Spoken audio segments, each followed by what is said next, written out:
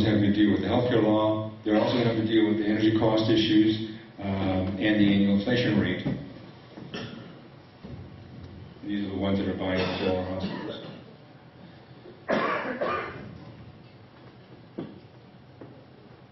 This is a quick summary of what you saw. Happened in March of 2010. How's it paid for? Okay? And by the way, the top three have already started.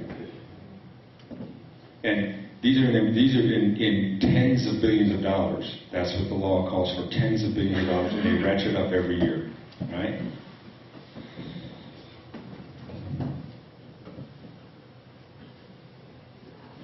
By the way, the number of people who are now waived out of the program went up to a little over 1,000 as of this morning.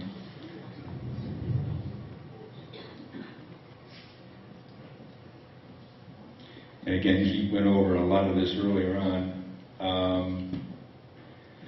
One of the things that has happened is allowing, in Ohio up to 28, you can insure your child up to 26 years old. Ohio allows up to 28. And in that process, if your child is covered by you, they don't have any insurance, and they're married and they get pregnant and have a baby, your policy will cover that.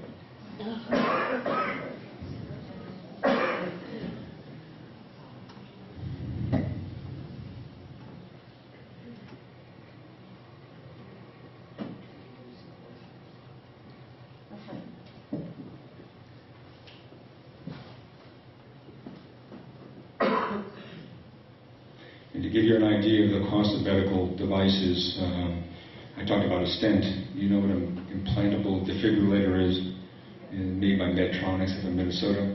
Cost to buy that before they implant it is $55,000. It's just a little silver thing with two wires coming out of it, okay?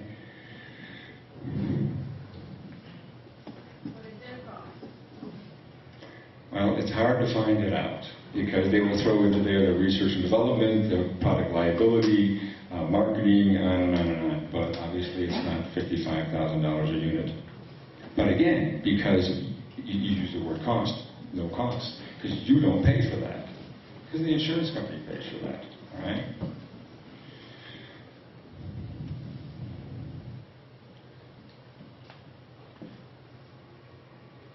And again, this is the second bullet point, in addition to what he talked about earlier. This must pay 80% of all revenue and benefits. I mean, either you're going to have to raise premiums or you get out of the business, okay?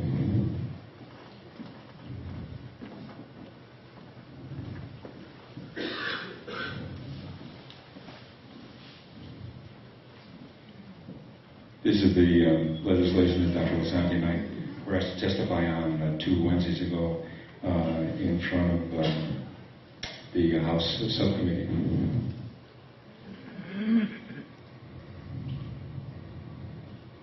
And the issue of the 50, that issue of being under 50, not to have the penalties, that can change. And my guess is what will happen is it will change. And somebody asked a question about what's happening with smaller employers.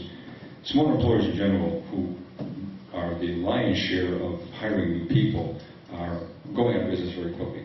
3 reasons. Number 1, cost of doing business is getting very, very difficult. Number 2, a lot of those people who run those businesses are between 58 and 62. Their kids don't want to run them, so they're gone. Number 3, the states haven't really been helpful to small employers.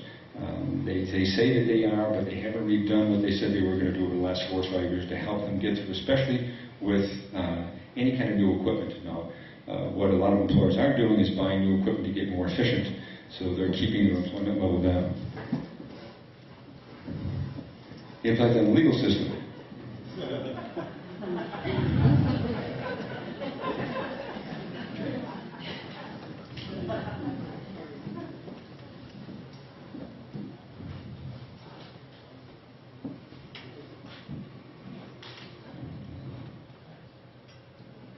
Has anybody ever noticed that everything now happens over the next 10 years? Everything. Everything.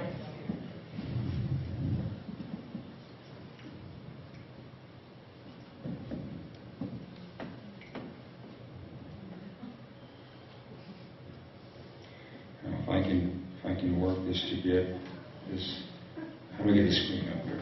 I have one more thing to show you then.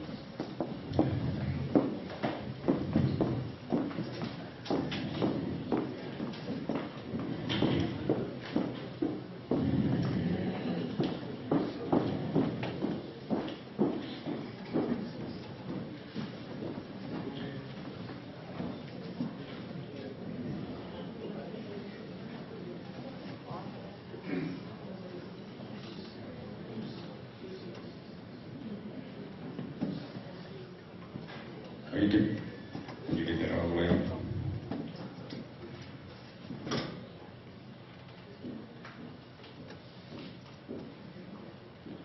Just pull it up. Up. Technology is wonderful.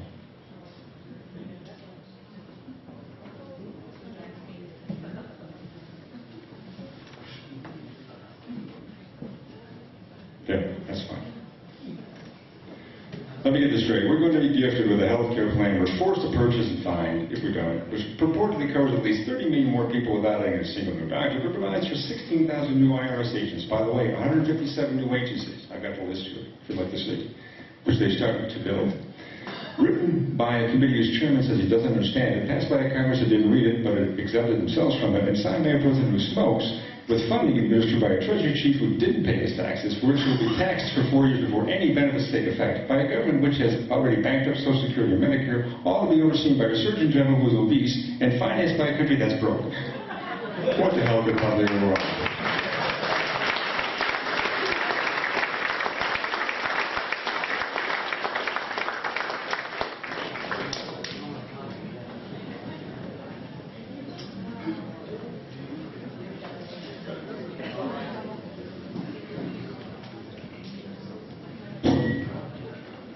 All right. Can you guys hear me okay? Can we turn down the volume a little bit? I like to talk pretty loud. All right, so you guys still engaged? Still interested? All right. Frustrated? Want to have some feedback with me tonight?